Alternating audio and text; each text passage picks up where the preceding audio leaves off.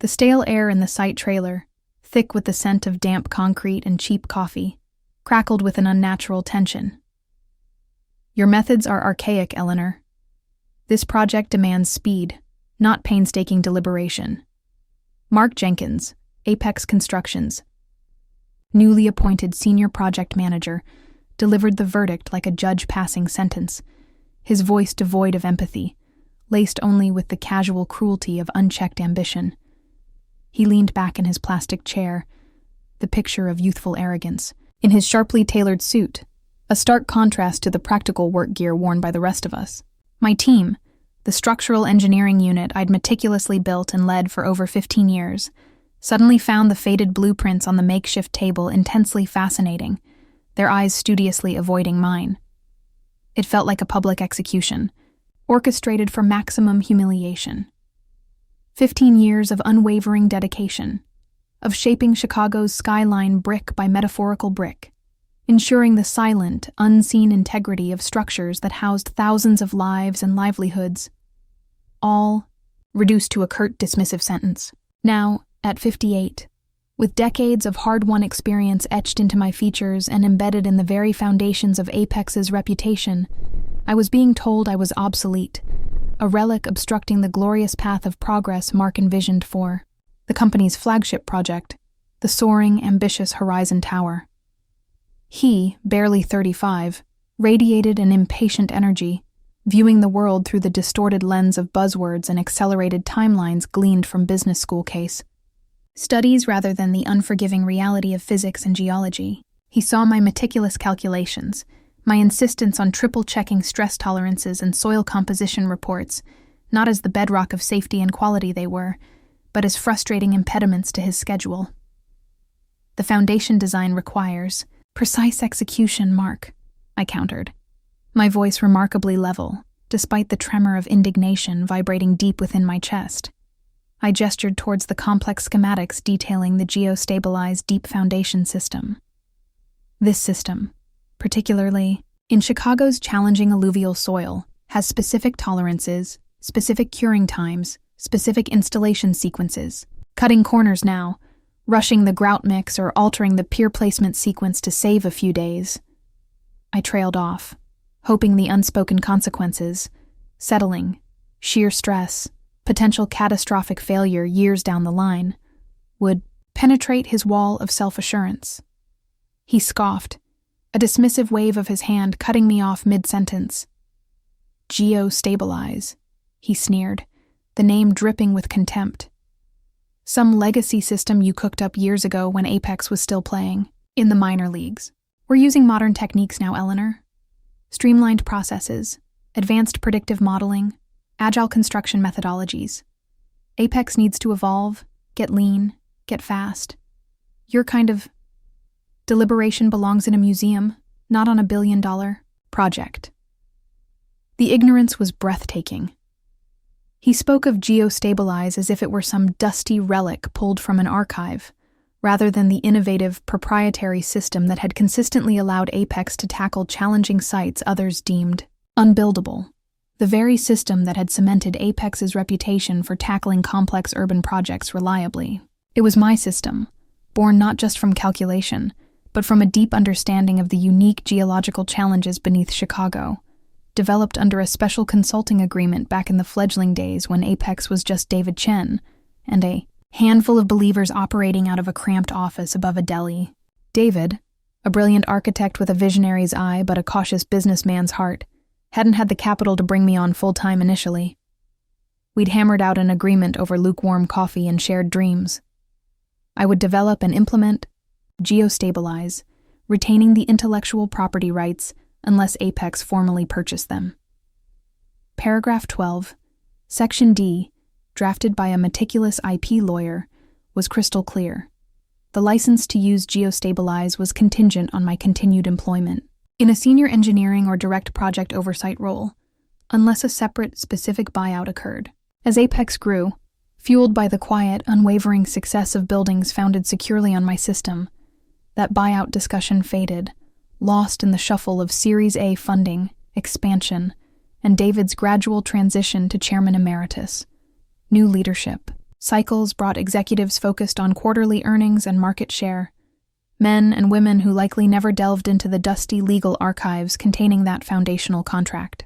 It was forgotten, it seemed, by everyone but me. I never forced the issue.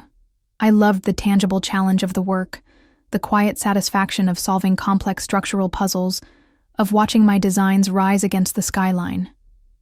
Geostabilize became an integral, almost invisible part of Apex's DNA. Its inner workings a specialized knowledge held primarily within my core team. Mark Jenkins represented the antithesis of David Chen's careful, quality-first philosophy. He was the embodiment of the new wave, management prioritizing speed and disruption above all else, often mistaking recklessness for innovation. He saw my experience not as a valuable asset, a repository of institutional knowledge, but as an anchor dragging down his aggressive timelines.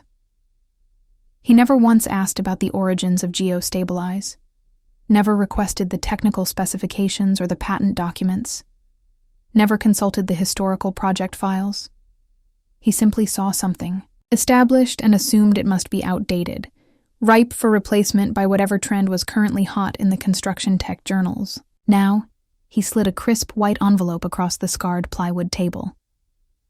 Termination papers. Stark, brutal, effective immediately.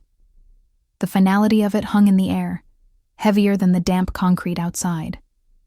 I felt the collective gaze of my team shift, a mixture of shock, pity, and perhaps fear for their own positions under this new regime. I drew a slow, deliberate breath, gathering the tattered remnants of my professional dignity. Arguing would be futile, demeaning. Instead, I simply nodded, a gesture of weary acceptance rather than agreement. I picked up the letter, its formal language a cold counterpoint to the raw injustice of the moment. I stood, my movements measured. "Anything you want to say, Eleanor?" Mark asked, a smug, challenging glint in his eyes. He clearly expected, perhaps even hoped for, an outburst, tears, a desperate plea. Anything to validate his narrative of me as an emotional, resistant obstacle. "No, Mark," I replied, my voice surprisingly steady, betraying none of the turmoil raging inside. "Thank you for the opportunity." The words felt like ashes in my mouth, but uttering them was a small act of defiance, a refusal to give him the satisfaction of seeing me break. I collected my battered hard hat, the familiar weight a small comfort, and rolled up the schematics that represented countless hours of thought and calculation. Turning my back on the trailer, on the project I'd poured years into conceptualizing, I walked out into the gray Chicago afternoon, leaving behind the cacophony of the construction site, my head held high, fueled by a cold, simmering resolve. Mark Jenkins was about to learn a fundamental lesson in engineering, one apparently not covered in his MBA program. You don't carelessly tamper with the cornerstone until you understand exactly what and how much it's holding up. The foundations of Apex, both literal and figurative, were perhaps more complex and more dependent on my archaic methods than he could possibly imagine. The first few days post-dismissal were a disorienting blur. My apartment, usually a sanctuary of quiet order after the controlled chaos of a construction site, felt unnervingly silent, the lack of urgent phone calls and email alerts amplifying, the void left by my abruptly terminated career. I tried to establish a new routine. Long walks along the lakefront, attempting to process the shock and anger that churned beneath a surface layer of forced calm. Meticulously updating my portfolio, translating 15 years of complex structural achievements at Apex into concise bullet points for potential future employers. Reconnecting with old contacts in the industry, testing the waters with carefully worded inquiries. The responses were sympathetic, often laced with disbelief at Apex's decision. But the job market for senior structural engineers, especially those perceived as being pushed out for being outdated, wasn't exactly booming. A quiet anxiety began to gnaw at the edges of my resolve. Had I become complacent? Had Mark Jenkins, despite his abrasive arrogance, touched upon a kernel of truth? Was I truly a dinosaur in a rapidly evolving industry? I pushed the doubts away, focusing instead on the solid, verifiable facts of my career and the unwavering integrity of my work, particularly Geostabilize. I spent hours reviewing the original consulting agreement, the patent documents, the detailed technical specifications I had authored years ago. The language was unambiguous, my position legally sound. This wasn't just wounded pride, it was a matter of contractual rights and intellectual property. The Geostabilize system wasn't just a method, it was my invention, licensed, not gifted, to Apex under specific conditions. Conditions Mark Jenkins had just flagrantly violated by terminating my oversight role without initiating the buyout clause. Meanwhile, whispers started trickling, back to me from the Horizon Tower site. Ben Carter, my former deputy, a bright, dedicated engineer I'd mentored for years, kept in cautious contact, his texts and brief, hushed phone calls painting a picture of escalating unease beneath a facade of enforced optimism. Mark Jenkins, true to his word, had brought in a new, younger engineering consultancy. Innovate Structural Solutions, their name as blandly confident as their principal engineer, a slick 30-something who echoed Mark's rhetoric about disruption and speed. They were, Ben reported, aggressively implementing Mark's streamlined approach to the foundation phase. The meticulous sequential installation process for the Geostabilize piers, designed to allow for gradual load transfer and soil stabilization, was being compressed. The proprietary grout mix, carefully formulated for optimal curing time and long-term strength in Chicago's specific soil strata, was allegedly being modified with cheaper, faster-setting additives to shave days off the schedule. Mark keeps talking about value engineering, Ben relayed, his voice tight with frustration during one call. But it feels more like cutting corners. The Innovate guys, they seem sharp on software, lots of fancy simulations, but they don't have the deep feel for this specific system, Eleanor. They're treating the specs like loose guidelines, not the hard constraints they are. My warnings, delivered countless times in meetings before my dismissal, about the system's sensitivity to alteration, about the non-negotiable nature of certain parameters, were apparently being dismissed as overly cautious, the ramblings of the old guard. Mark, Ben said, was holding daily progress meetings, projecting aggressive completion dates for the foundation, basking in the glow of perceived efficiency. Any minor hiccup, any slight deviation reported by the site crews, was brushed aside, or attributed to the inherent complexities of such a large project. I felt a growing sense of foreboding, mixed with a grim sort of vindication. It wasn't just about my bruised ego anymore. Mark's reckless haste wasn't just insulting, it was dangerous. He was treating a complex, high-stakes engineering process like assembling flat-pack furniture.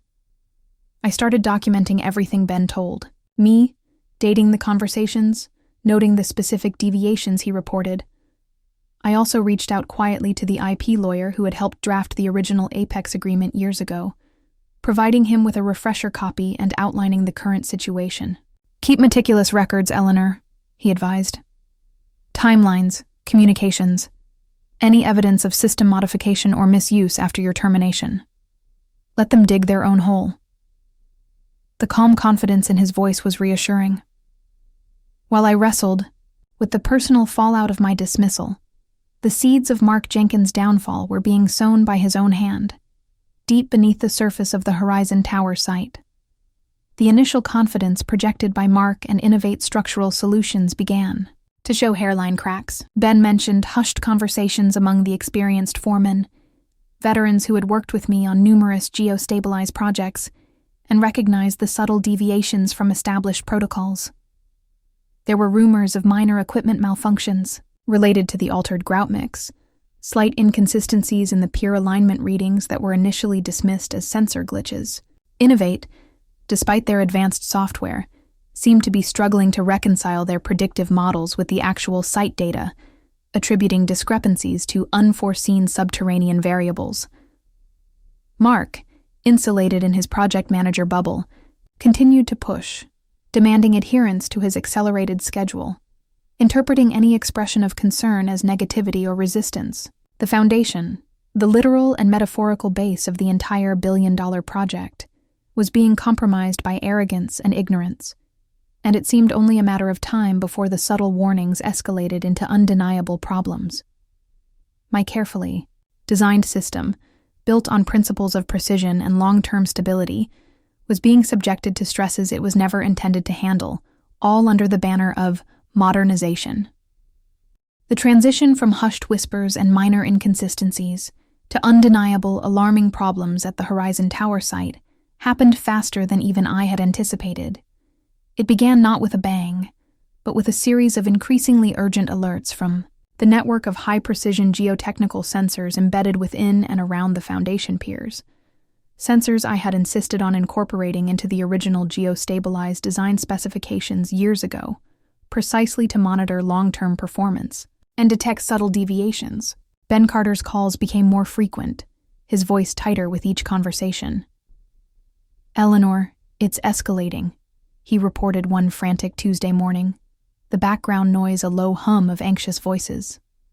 The sensors are showing consistent microsettling across several key foundation piers, particularly on the northeast quadrant. It's not dramatic yet, maybe fractions of an inch, but it's uneven, and it's consistent. The differential settlement is already exceeding the maximum tolerance specified in the geostabilized manual by a significant margin. He paused, taking a shaky breath. Worse, the strain gauges on the piers themselves are registering anomalous stress loads, patterns that don't match any of the standard load-bearing projections. It's like the ground isn't stabilizing around the piers the way it's supposed to. The technical details sent a chill down my spine. Microsettling, especially uneven differential settlement, was a foundation engineer's nightmare. It indicated instability, a failure of the ground to bear the load as predicted, and could lead to cracking, tilting, and eventual structural failure in the building above. The anomalous stress loads suggested the piers themselves were being subjected to forces they weren't designed for, likely due to the altered installation sequence and the compromised grout mix failing to achieve the necessary bond and load transfer with the surrounding soil. Did they alter the installation sequence significantly, Ben? Change the specified grout mix composition or curing protocols? I asked, though his previous reports already painted a clear picture. Yes, both, he confirmed, frustration boiling. Over. Mark pushed Innovate to compress the sequence, overlapping stages that were meant to be sequential to allow for incremental stabilization. And the grout. They used those fast-setting additives Mark insisted on. We're seeing reports of inconsistent strength tests from the lab samples now, and some site crews mentioned issues with proper flow and consolidation during pouring. The picture was grimly clear. Mark's streamlined process had fundamentally undermined the core principles of geostabilize. He hadn't just cut corners. He'd sawed off the legs the system stood on. Panic began to ripple through Apex Construction's upper echelons. The sensor data couldn't be ignored or explained away as glitches any longer. Innovate Structural Solutions, initially confident, was now scrambling, running frantic new simulations that failed to explain the real-world readings, their lack of deep experience with the nuances of geostabilize becoming painfully apparent. Mark Jenkins, according to Ben, was in full defensive mode, deflecting blame with practiced ease. His narrative shifted. The problems weren't due to his modifications, he claimed, but were inherent flaws in the outdated geostabilized system itself. He started openly blaming me in meetings, suggesting my archaic design was fundamentally unsuited for a project of this scale, conveniently ignoring the dozens of successful, stable foundations built using the exact same system under my direct supervision. He ordered Innovate to produce reports highlighting potential weaknesses in the original geostabilized specifications, desperately trying to rewrite history and paint himself as the victim of legacy technology. The pressure mounted. Project stakeholders, investors, future tenants, city officials who had approved the permits based on Apex's reputation and the proven reliability of geostabilize started asking pointed questions. The construction schedule, Mark's primary obsession, ground to a halt as all foundation work was suspended pending investigation. Millions of dollars were bleeding away each day in delays and potential remediation costs. It was during another late-night call with a stressed-out Ben that I decided the time was right. He was describing Mark's latest attempt to discredit geostabilize, his voice weary. "He's got everyone chasing ghosts, Eleanor, digging through old files trying to find fault with your original design." I listened patiently, then asked softly, "Ben, has anyone at all actually looked at the original contract? The one from when David Chen first brought me on board, back when the company was just starting." There was a long pause on the other end, filled only by the hum of the phone line. Then, a slow dawning in his voice. The consulting agreement, the one about intellectual property? Perhaps someone should, I suggested gently, keeping my tone neutral. Specifically regarding the licensing terms for the development and ongoing use of the geostabilized system. Paragraph 12, Section D, might be particularly relevant, especially considering my employment status. I didn't need to say more. Ben, sharp and meticulous despite the pressure, understood the implication immediately. The silence that followed was profound, broken only by his quiet, stunned whisper. "Oh my God, Eleanor. He didn't just ignore your warnings. He violated the contract." The next day, Ben discreetly requested access to the company's founding legal archives, citing a need to review historical project parameters. The dusty file containing the original agreement between Eleanor Vance and Apex Construction, signed by David Chen 15 years prior, was unearthed. The clear, unambiguous language regarding intellectual property ownership and licensing contingent on my employment or oversight role landed like a bombshell in the legal department. Apex wasn't just facing a potentially catastrophic structural crisis caused by unauthorized reckless modifications. They were simultaneously facing a massive legal liability for willful intellectual property infringement and breach of contract. The cracks appearing in the Horizon Towers foundation were now mirrored by gaping fissures in Mark Jenkins' authority and Apex's legal standing. The reckoning was imminent. The discovery of the original consulting agreement sent shockwaves through Apex Construction, reverberating from the frantic legal department all the way to the hushed, wood-paneled boardroom. An emergency board meeting was convened immediately, the atmosphere thick with a potent mixture of panic, disbelief, and dawning horror. David Chen, alerted by a frantic call from the company's chief counsel, arrived looking grimmer and more resolute than anyone had seen him in years, his semi-retirement abruptly shattered. The carefully constructed narrative Mark Jenkins had been desperately spinning, that the foundation problems were solely due to the inherent flaws of an outdated system designed by a resistant engineer, evaporated under the harsh glare of contractual reality. The legal team presented their findings bluntly. Eleanor Vance held the undisputed intellectual property rights to the geostabilized system. Its use by Apex was explicitly tied to her continued employment or direct oversight, or a formal buyout, none of which were currently in effect. Mark Jenkins' decision to terminate Eleanor, compounded by his unauthorized modifications to her proprietary system, had not only potentially compromised the structural integrity of their flagship project, but had also placed Apex in flagrant breach of contract and exposed them to significant legal action for IP infringement. The potential damages, combining remediation costs, project delays, loss of investor confidence, and potential lawsuits from Eleanor herself, were staggering, easily running into the hundreds of millions. Mark Jenkins, summoned before the board, reportedly attempted to bluster and deflect, initially doubling down on his claims against geostabilize and my competence.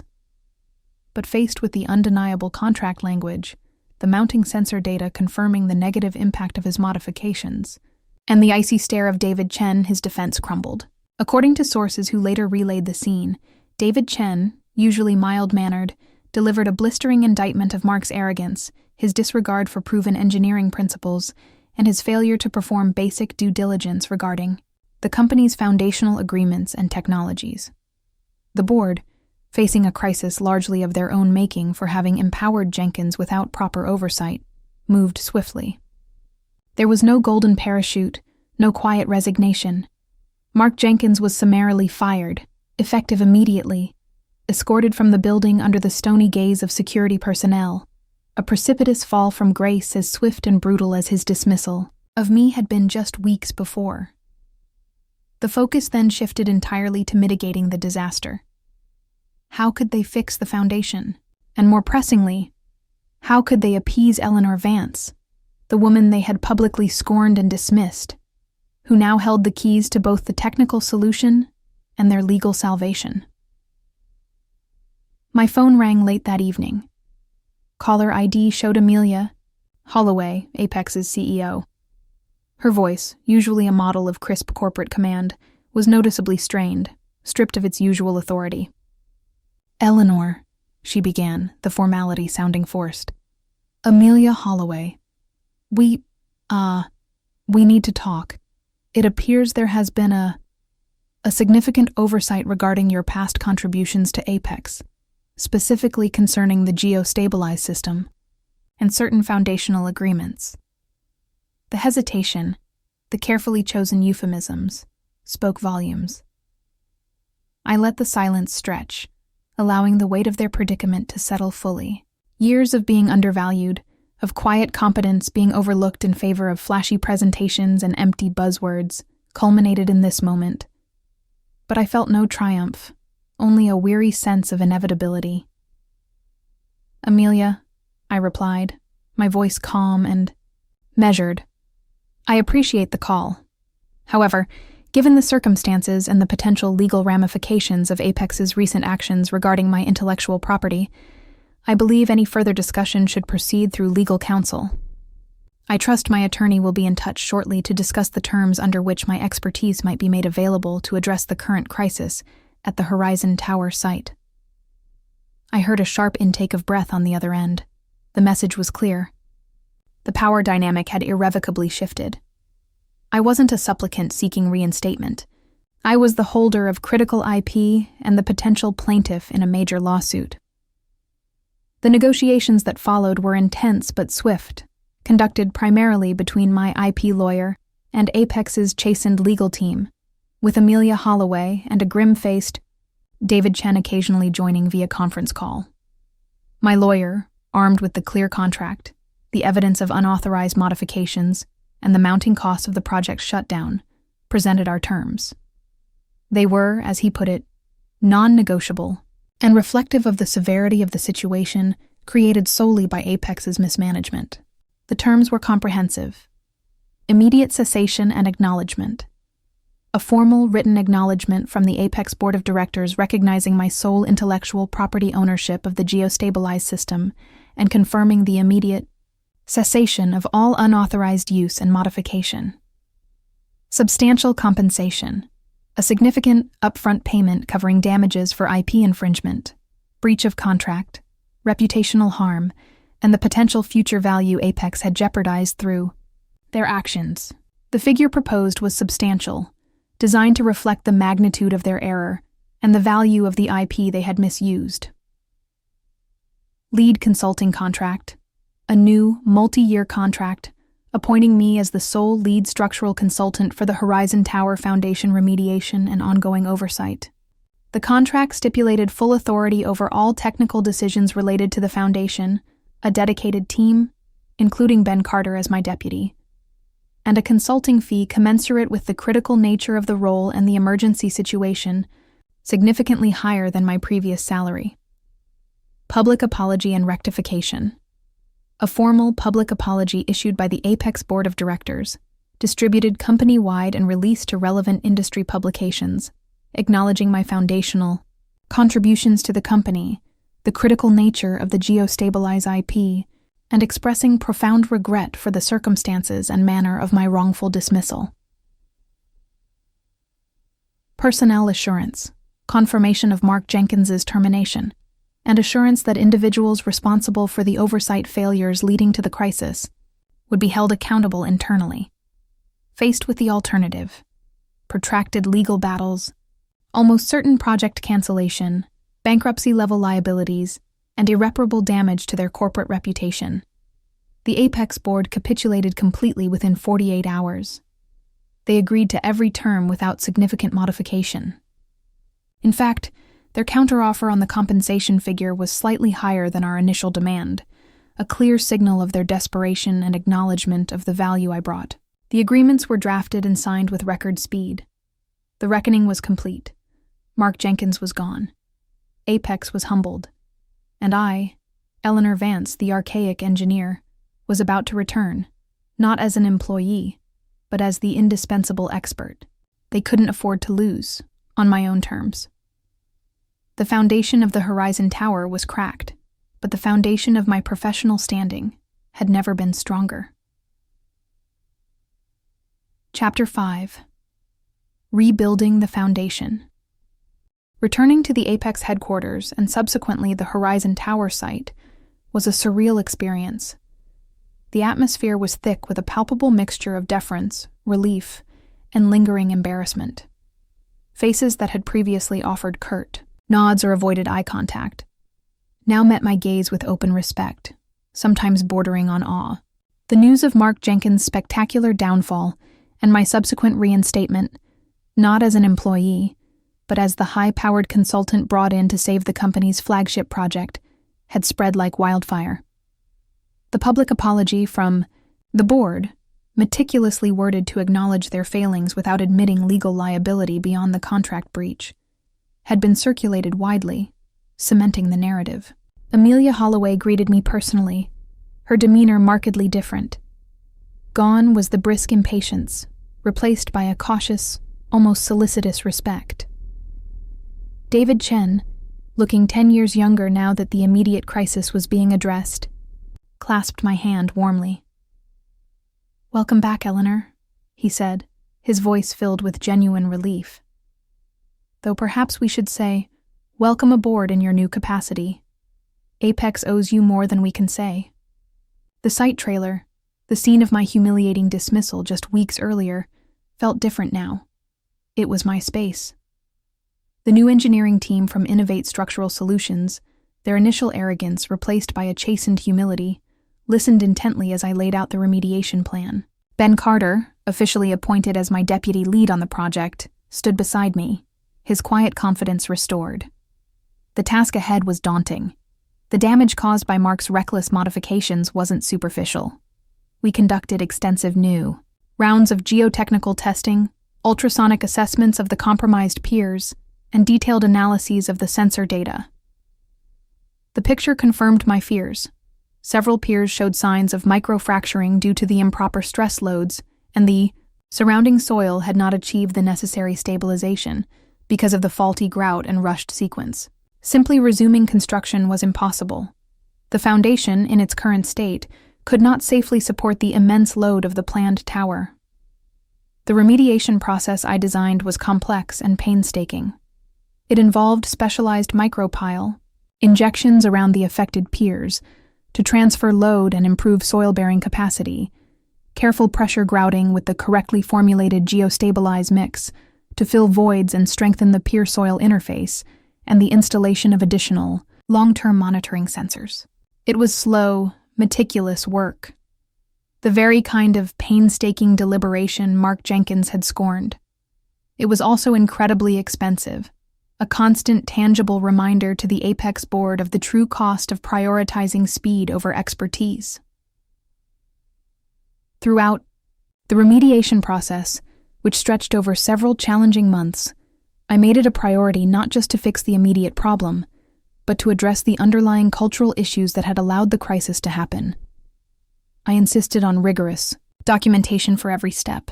I conducted mandatory training sessions for the entire engineering team, including the chastened Innovate consultants who remained on the project under my direct supervision. Drilling down into the core principles of geostabilize, the rationale behind its specific parameters, and the critical importance of adhering to proven engineering protocols. I emphasized that innovation and speed were valuable, but never at the expense of safety and structural integrity. Knowledge, I argued in these sessions, shouldn't be siloed or hoarded. It needed to be shared, documented, and understood collectively. Ben Carter thrived under this renewed focus on mentorship and knowledge transfer. He absorbed the complexities, of the system, asked insightful questions, and quickly demonstrated the leadership potential I had always seen in him. It became clear he was the natural successor to oversee geostabilize within Apex long after my consulting contract ended. David Chen became a regular visitor to the site, not in an official capacity, but as an old colleague and friend.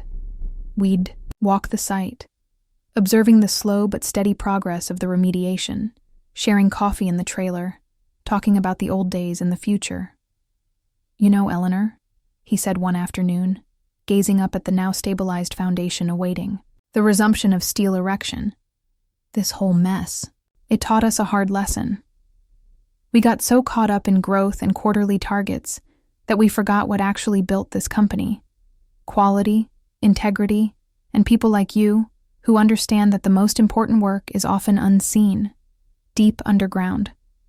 As the first steel beams finally began to rise above the now secure foundation, months behind Mark Jenkins' original fantasy schedule, but built on solid ground, I felt a profound sense of satisfaction. It wasn't the vengeful thrill of seeing an arrogant man fall, nor was it solely about the substantial compensation or the public apology.